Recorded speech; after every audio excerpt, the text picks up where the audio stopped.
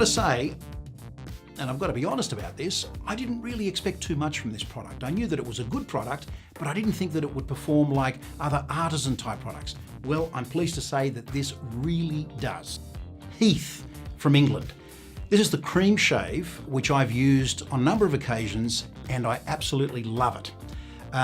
It's a blend of 9 hard and soft soaps. One of the ingredients is Tasmanian Pepper, believe it or not.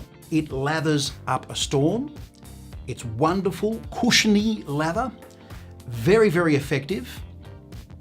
I tested it and put it through its paces. It can take a bit of water, which I love. You can put it straight on your face, which I did. I just put a little bit, dabbed a little bit on my wet face and built up the lather with the brush, which brings me to another very important point. You can use this with and without a brush, but with the brush, of course, we're talking next level. Fantastic product. If you're new to wet shaving, this is definitely a very good place to start. Why? Because of its price point and its efficacy. It works. It really works. The post-shave repair is something that I use with it. This is very, very, very rich, which means you only require a small amount.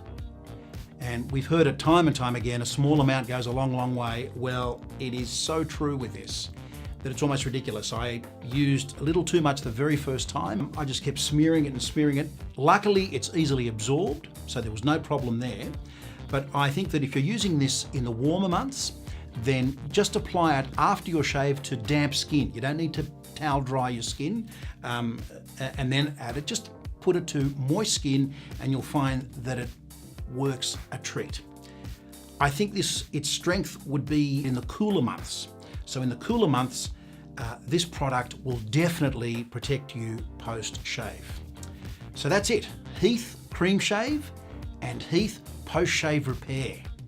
Give them a go.